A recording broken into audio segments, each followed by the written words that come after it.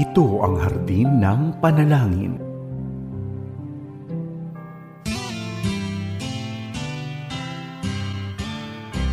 May harding mapananalanginan, doon si Jesus naghihintay. O kay inam ng panalangin ng hardin, doon kay gandang manalangin. Tayong natutulog sa luklukan ng Diyos sa hardin ng pananalangin. Isang pinagpalang araw ng linggo sa ating lahat, kaagapay, purihin ang Panginoon sapagkat siya ay nananatiling tapat sa ating lahat sa kabila ng mga pagsubok at pabago-bagong pag-uugali at panahon. Hindi nagbabago ang Diyos, nananatili siyang tapat sa ating lahat. Kaagapay, bago po tayo magtungo sa ating bahay pananambahan ngayong araw sa ating mga churches, maganda po na tayo muna ay magsama-samang dumulog sa ating Diyos sa pamamagitan ng pananalangin. Muli ako po si Pastor Ronald Llobrera para sa Hardin ng Panalangin. Tayo po ay broadcasting mula rito sa taluktok ng One Corporate Center sa Ortigas, Pasig. Ako ang inyong hardinero tuwing Biyernes hanggang Linggo dito po sa 702 DZAS FEBC Radyo TV Agapay ng Sambayanan, at napapakinggan at napapanood din po tayo sa Facebook Live at YouTube ng DZAS. Ganon din sa 702 DZAS app. Kaagapay, nawa ang araw na ito ay mapuno ng pagpapala at pagkilos ng Diyos sa ating mga buhay. Simulan natin ang programang Hardin ng Panalangin sa isang panalangin. Dumulog po tayo sa ating Panginoon.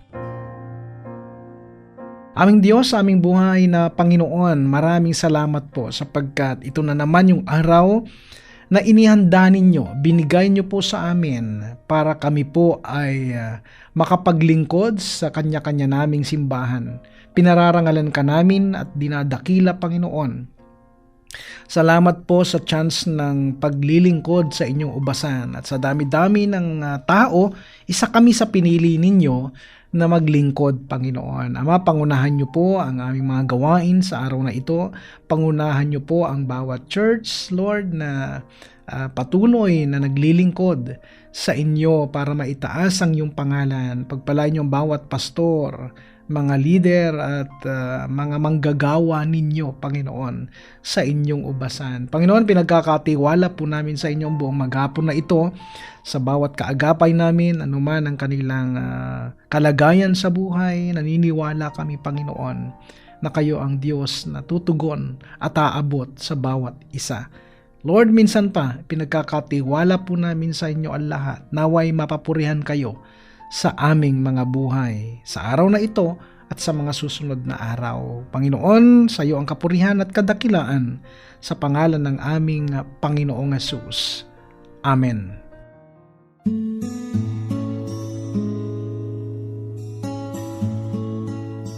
Nagbabalik po ang Hardin ng Panalangin. Ako po si Pastor Ronald Llobrera, ang inyong hardinero sa Hardin ng Panalangin tuwing Biyernes hanggang Linggo. Kumusta na po ang bawat isa? Kaagapay, kumusta ka na? Kung ikaw ay may pinagdadaanan, may mga prayer needs or prayer request, maaari mo ipadala yan sa amin. At umasa kayo, hindi man natin mabasa lahat dito po sa ating comment section ang inyong mga pinapadalang prayer request. Umasa po kayo na maging sa aming mga personal prayer and devotion ay amin po itong ilalapit sa Diyos, ipagpipray. Alam nyo, masaya po kami dito sa Hardin ng Panalangin over 702 DZAS na ilapit yan sa ating mabuti at mapagpalang Panginoon ang bawat panalangin kahilingan.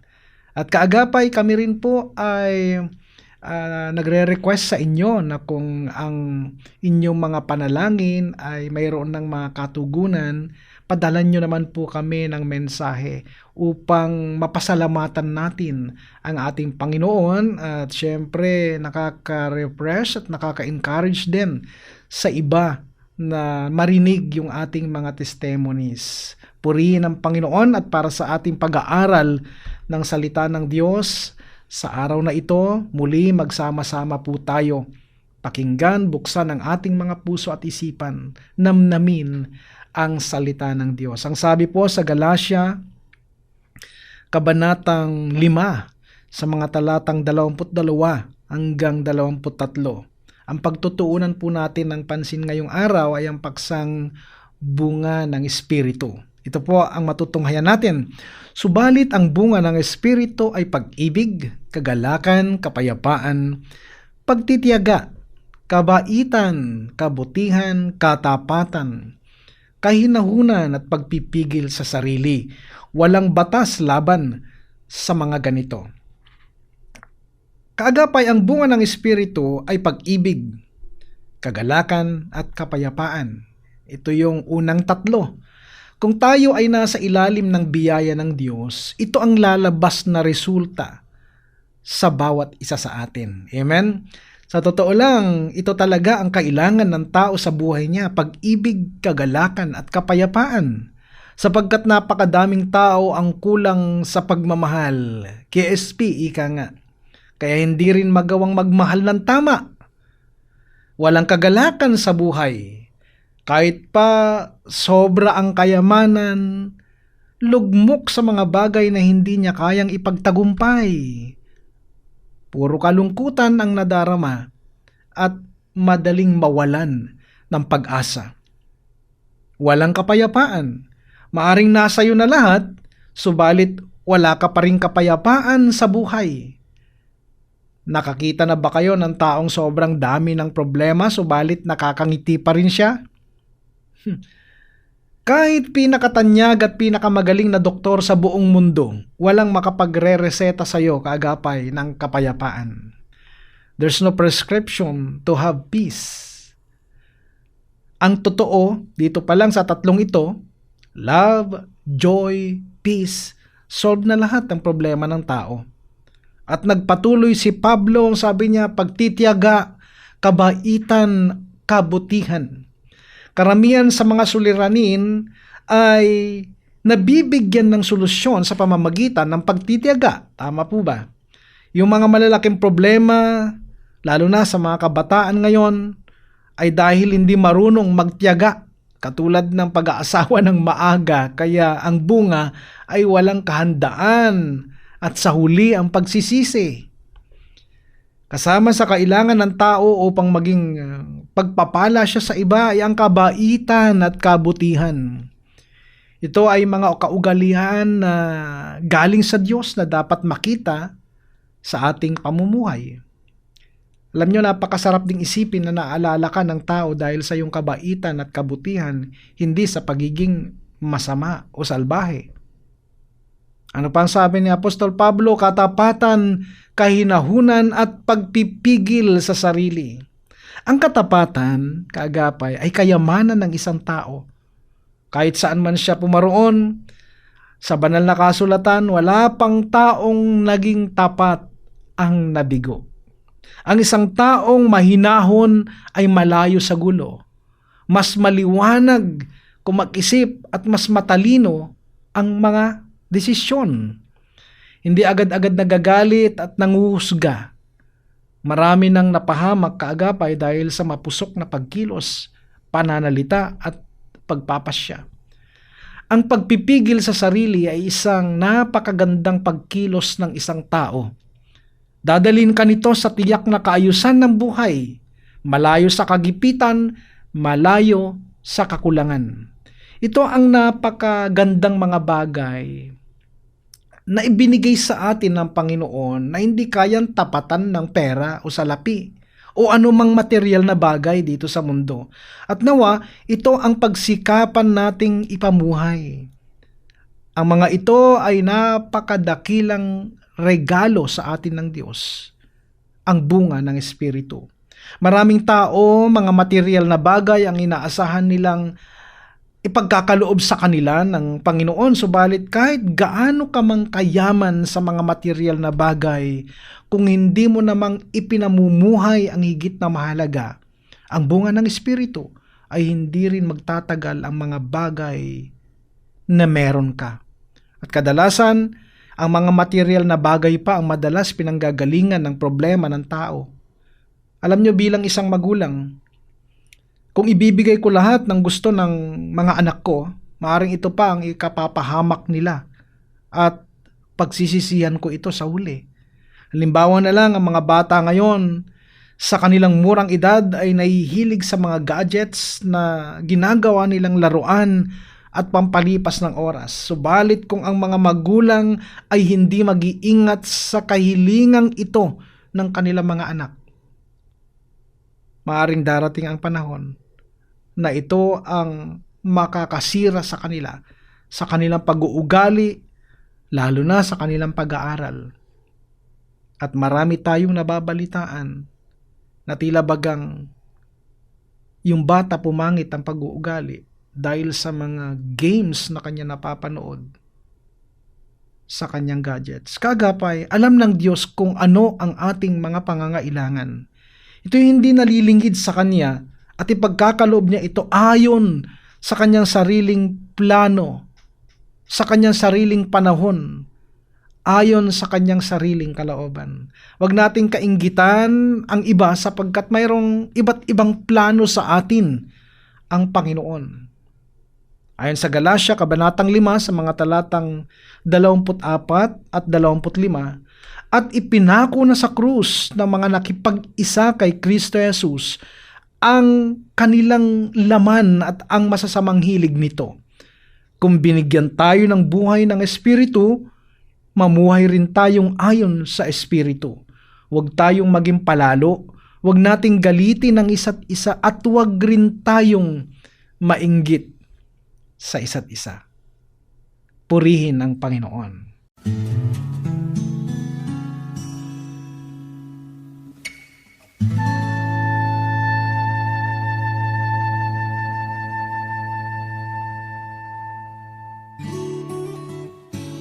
Sa diwa ng pagkakaisa, ating idalangin sa Diyos ang ating sambahan. Ako nga po pala si Pastor Joseph Gador Mirin. Tayo po ay manalangin.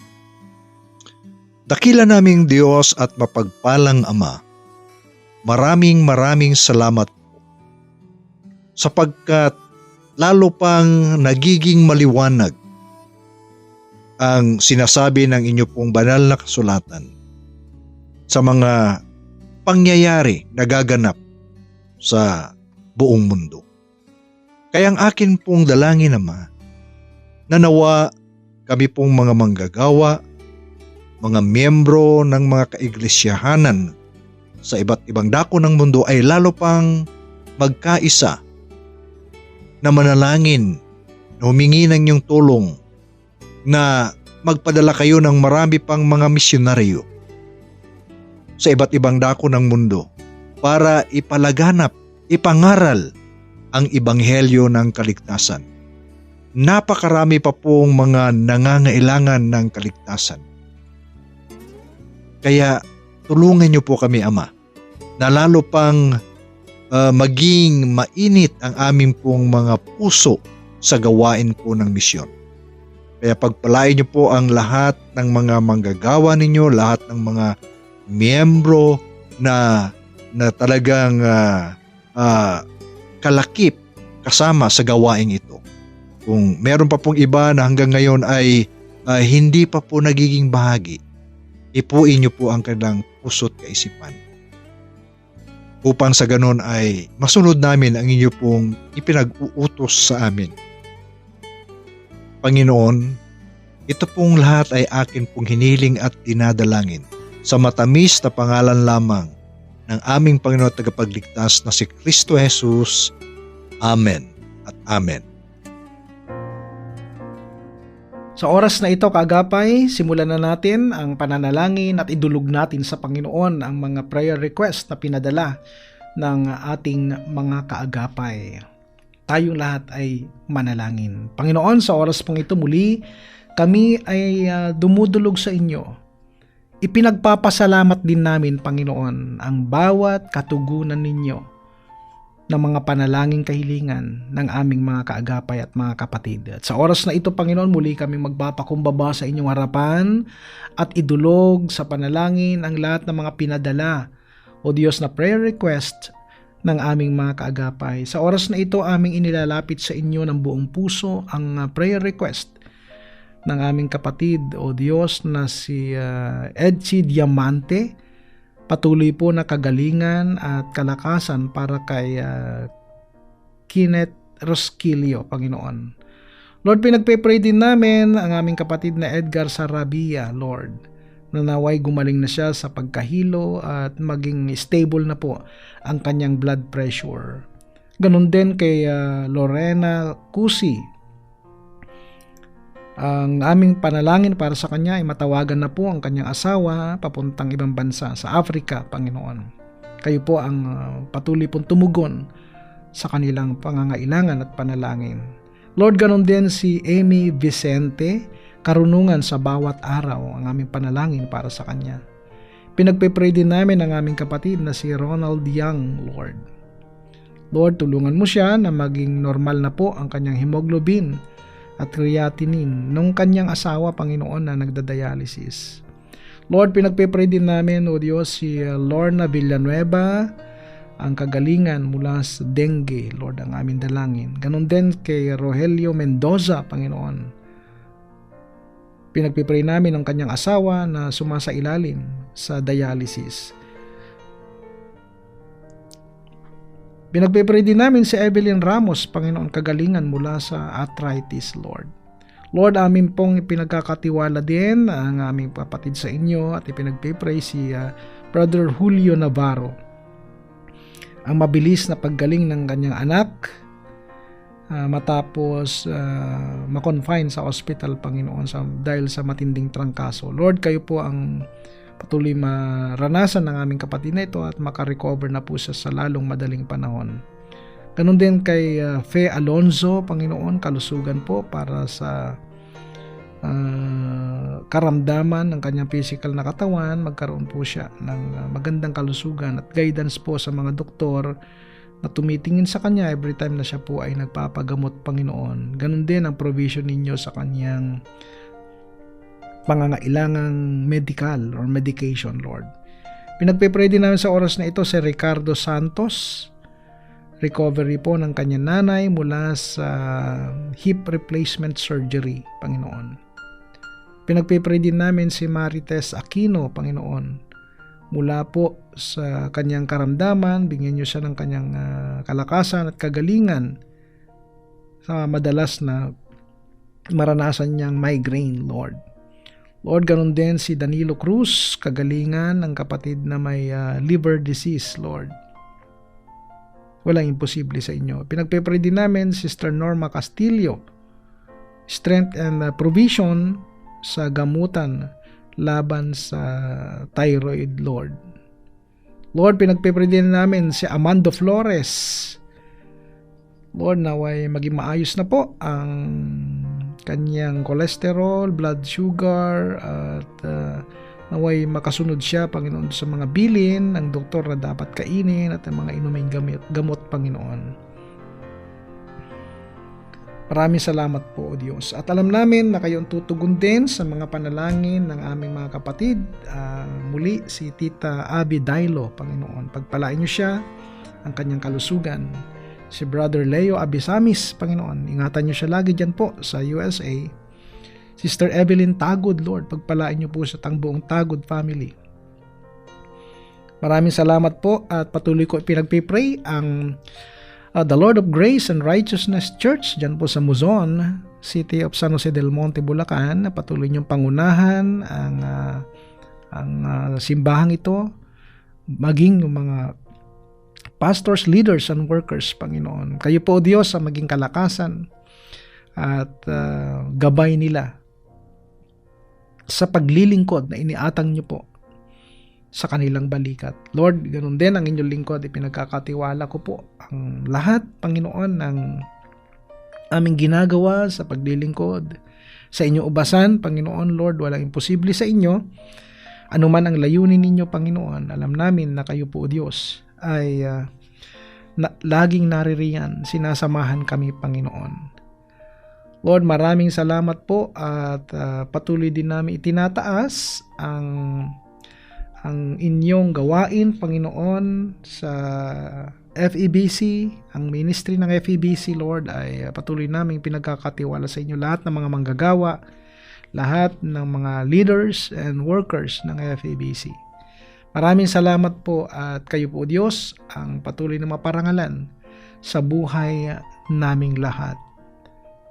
Pinapasalamatan din namin yung mga tao, Panginoon, na binibigay ninyo, Lord, para maging katuwang namin sa ministry, sa simbahan man o dito sa FEBC, Panginoon. Purihin ka sa kanilang mga buhay.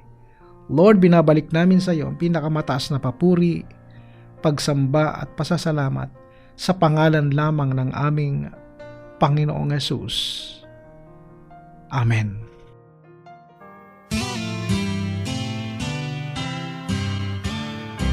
May harding mapananalangin. Mga kaagapay, magkarinigan muli tayo mula Biyernes hanggang Linggo sa radio online at dito sa Channel 185 sa Signal. Ito'y sa pakikipagtulungan ng GC TV. Makinig din po kayo sa ibang araw ng Hardin ng Panalangin. Ito po ay mula Lunes hanggang Linggo. At para sa programang Hardin ng Panalangin, muli ako po si Pastor Ronald Llobrera na patuloy na nagpapaalala sa ating lahat, ang Kristiyanong namumuhay ng tapat ay sapat sa lahat ng bagay. Kaagapay, patuloy lang tayong magtapat sa Panginoon at ang Diyos ay hindi magkukulang. Pagpalain ka ng Panginoong Hesus.